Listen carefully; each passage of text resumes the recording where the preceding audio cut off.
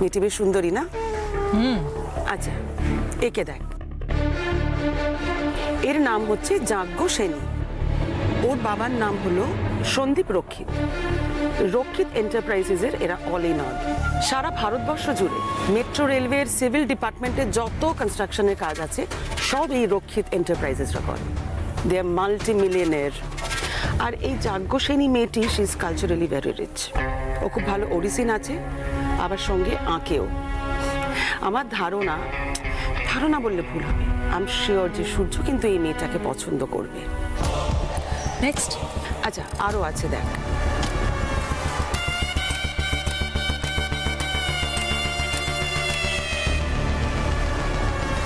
She is the best. তাহলে lock করি।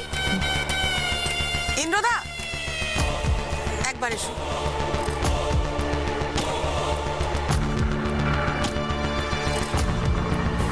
বলো। দেখো তো কেমন লাগছে মেয়েটিকে? বাহ, ভালোই দেখতে। তোমার পছন্দ হয়েছে তো? হ্যাঁ, দিব্যি পছন্দ হয়েছে, ভালোই তো। তার মানে ভালো লেগেছে? হ্যাঁ, আমার তো ভালোই লেগেছে, কিন্তু এই বয়সে টোপর পড়তে দিতে ময়ূরাক্ষী কি রাজি হবে? What nonsense! তোমার জন্য মেয়ে দেখতে বলছি নাকি? আমি সূর্যের জন্য মেয়ে পছন্দ করতে বলছি। আচ্ছা, সূর্য আর কতবার বিয়ে করবে? ওই বিয়েটা কোনো বিয়েই নয়। আমি এই বিয়েটা মানি না। ওই কাজের মেয়েটাকে বাড়ি থেকে তাড়িয়ে আমি সূর্যর আবার বিয়ে দেবো। ময়ূরাক্ষী, সূর্য আর সোহাগের ছবিটা ড্রয়িং রুম থেকে সরাতেই তুমি নাজেহাল হয়ে যাচ্ছ। তারপর বলছো যে সূর্য আর সোহাগের ডিভোর্স করিয়ে সূর্য জীবন থেকে সোহাগকে তাড়িয়ে দিয়ে ওরা আবার নতুন করে বিয়ে দেবে। অসম্ভব ময়ূরাক্ষী, এটা সোনার পাথর বাটি ছাড়া আর কিচ্ছু নয়, অলীক কল্পনার মতো।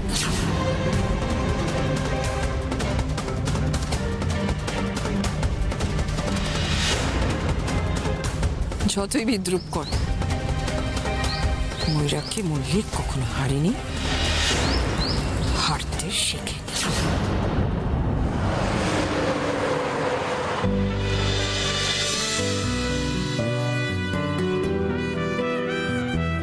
কি হলো, আজ তোমার এত দেরি কেন? তোমার জন্য। আমার জন্য? হ্যাঁ, এই তো অফিস যাওয়ার সময় একটা লম্বা লিস্ট ধরিয়ে দিলে আমার হাতে।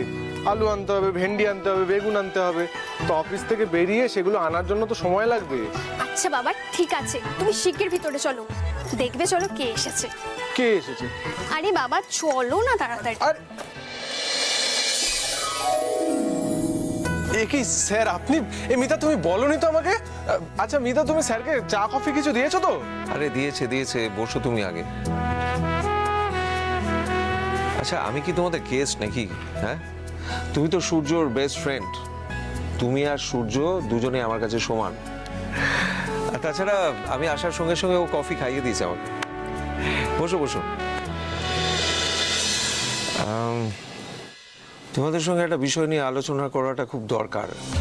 তোমরা তো জানোই, মৌলিকে সূর্য জীবন থেকে বের করে দেওয়ার পর ময়ূরাক্ষীর সঙ্গে সূর্যর সম্পর্কটা তিক্ততার চরম সীমায় পৌঁছেছে। এরকম একটা অবস্থায় ময়ূরাক্ষী চাইছে সোহাগকে সূর্যর জীবন থেকে তাড়িয়ে দিয়ে সূর্যর আবার একটা নতুন বিয়ে দিতে। কি বলছেন স্যার? হ্যাঁ, ঠিকই বলছি। অলরেডি ও মেয়ে দেখা শুরু করে দিয়েছে। আমি জানি সূর্য হয়তো এই বিয়েতে রাজি হবে না, কিন্তু ওদের বিয়েটা তো রেজিস্ট্রি করা নেই। আর রেজিস্ট্রি না করা থাকলে না বিয়েটা আইনত বৈধ বলে ধরা হয় না। আমি তাই ভাবছিলাম যে যদি ওদের বিয়েটাকে রেজিস্ট্রি করে নেওয়া যায় তাহলে ওদের বিবাহ বন্ধনটা আরেকটু শক্তপোক্ত হয়, এই আর কি। তোমরা কি বলো? আপনি একদম ঠিক কথা বলেছেন স্যার, কিন্তু সূর্য কি এখন রেজিস্ট্রি ম্যারেজ করতে রাজি হবে? আমার তো মনে হয় সূর্য রাজি হয়ে যাবে, কারণ সূর্য সোহাগের স্মৃতিতে সিঁদুর পরিয়ে বিয়েটা করেছে। কিন্তু সোহাগ এই বিয়েটাতে রাজি হবে কিনা সেইটা ঠিক বুঝতে পারছি না। তবে যে করেই হোক ওকে কিন্তু রাজি করাতেই হবে। ঠিক বলেছেন স্যার, ঈশ্বর সোহাগকে সূর্যদার জন্যই করেছেন। সূর্যদার পাশে শুধুমাত্র সোহাগকে মানায়। You are absolutely right. এবার সূর্য আর সোহাগের রেজিস্ট্রি বিয়েটা কি করে করানো যায় সেইটা আমাদের ভাবতে হবে।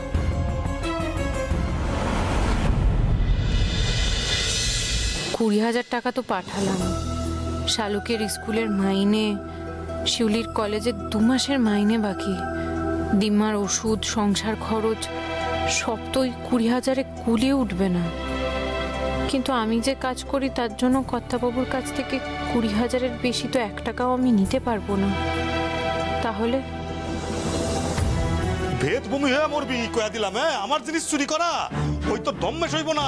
ওই হাতা একদিন সিধা তোর মাথায় পড়বো কাতা হইয়া। কি হয়েছে বিশুদা, এত রেগে আছো কেন?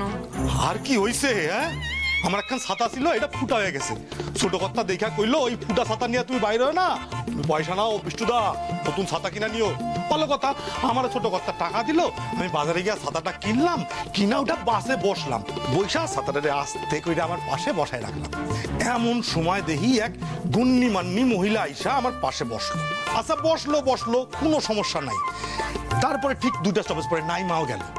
এমন সময় যখন আমি নামতে যাই দেখি ছাতাটা নাই। ওই মহিলা ছাতাটা নিয়ে চলে গেল। এ কি ধম্মেশ হইবে কও তুমি? হ্যাঁ তো বৌদি, তুমি এরকম চুপচাপ কেন? তোমার আবার কি হয়েছে? আমার একটা উপকার করতে পারবে বিশুদা? আরে কি কইতেছো উপকার?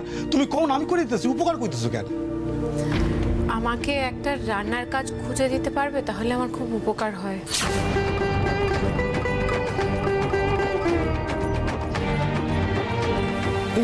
কি কইলা?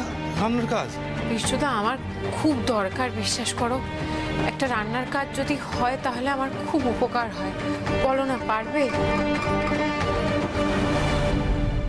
বৌদি কি কইতেছো? হ্যাঁ, কত বড় বাড়ির বউ তুমি, তুমি গিয়া লোকের বাড়িতে রান্না করবা? না না, এইটা আমি মানতে পারতেছি না। তুমি এই সমস্ত ভুলভাল চিন্তা ভাবনা মাথা থেকে দূর করো তো, আমার এটা ভালো লাগতেছে না। থাক। বিশুদা, লোকে কি বলবে তাতে কি যায় আসে বলো তো?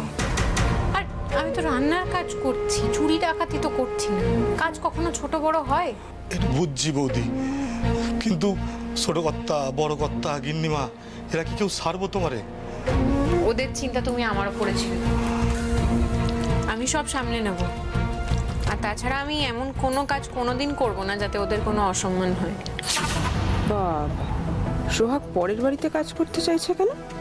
নির্ঘাত হাওয়া খারাপ। সূর্য স্যার বোধ হয় তাড়িয়ে টাড়িয়ে দেওয়ার হুমকি দিয়েছে।